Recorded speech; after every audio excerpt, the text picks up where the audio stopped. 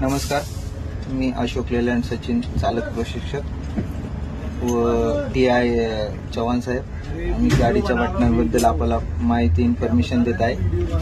चालक पहिले सीटवर बसल्यानंतर बॅटरी बटन ऑन करणे, त्यानंतर एक्सटर्नल बटन ऑन करणे, त्याच्यानंतर इंटरनल बटन ऑन करणे, त्यानंतर आपलं मेन स्विच ऑन करणे, त्यानंतर आपले सर्व लाईट लागतील, सर्व सिग्नल बंद होतील. जेवढे सिग्नल चालू होऊन बंद झाले म्हणजे ते आपल्यासाठी ओके. आता गाडी स्टार्ट केल्यानंतर बॅटरीचा जाईल, गाडी परत नंतर हँडब्रेक काढल्यानंतर हँडब्रेकचा जाईल, डोअर बंद केल्यानंतर डोअरचा जाईल. जो पॅसेंजर डोअर आहे आपला या बटनावरती क्लोज ओपन.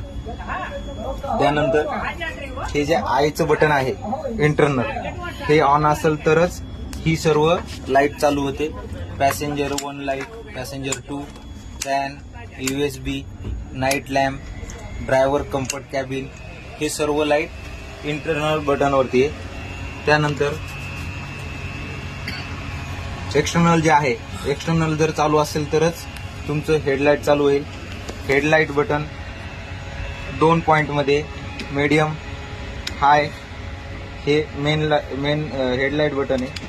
त्यानंतर हे साईडला जे दिलंय ते फॉक लाईट बटन आहे. पाठीमागे ओढल्यानंतर फॉक लाईट चालू होते, खाली छोटी लाईट. त्यानंतर हे रिव्हर्स कॅमेरा बटन आहे. ज्यावेळेस हे बटन ऑन असेल त्यावेळेसच रिव्हर्स स्क्रीन चालू होते. हे बघा, रिव्हर्स स्क्रीन चालू होते हे बटन ऑन केल्यानंतर. त्याच्यानंतर ज्यावेळेस कधी आपण दरवाजा मॅन्युअल केला की खराब असेल आणि आपण हे बटन दाबलेलं असेल तर याला प्रेस केल्यानंतर आपल्या गाडीत सिग्नल चालू होतो. परंतु ज्यावेळेस मी याला परत काम झाल्यानंतर ओके केल्यानंतर जर ऑन केलं तर पहिले एकदा ह्या बटनाला प्रेस करावं लागतं. त्यानंतर ऑपरेटिंग या बटनावरती चालू होते. ओके. त्यानंतर वायफर तुमचं इथे 2 पॉइंटमध्ये लो, मीडियम वायफर विनाकारण चालू ठेवू नये. ओके. त्यानंतर इथं त्याला प्रेस वरती केल्यानंतर पाणी पण चालू होते, पाणी मोटर पण चालू होते, पाणी पण काचावर मारता येते. टाकीत जर पाणी असेल तर पाण्याचा पण वापर करता येतो. त्यानंतर सगळ्यात महत्वाचं आहे हा ॲडब्ल्यू जो आहे, ॲडब्ल्यू ॲरोच्या खाली येऊ देऊ नका, ॲरोच्या वरच असला पाहिजे.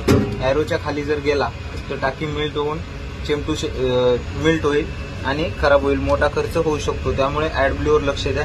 डेपोतून ज्या वेळेस गाडी निघेल बाहेर त्यावेळेस ॲडब्ल्यूवरती लक्ष द्या. त्यानंतर हे एअर बार आहे, हवेचा बार याच्यात दिसतो. इकडे राईट साईड, इकडे लेफ्ट साईड. प्लस तुम्हाला मीटरमध्ये टायमिंग पण दिसतो, डेट पण दिसते आणि हे तुमचे थंपिंग जे दाखवतात हे गिअर शिफ्टिंग दाखवतात. यामध्ये आता सध्या याला मी रिसेट करेल त्यावेळेस याच्यावरती थंपिंग व्यवस्थित येईल. त्यानंतर हँडब्रेक लागलेला इथं पण दिसतो, पार्किंग. त्याच्यानंतर हे किलोमीटर आणि हे तुमचं इंजन, हे किलोमीटर हे इंजन आवर्स तुमचं इथे 1394 किलोमीटर चाललेलं इंजन आवर्स. Okay, thank you.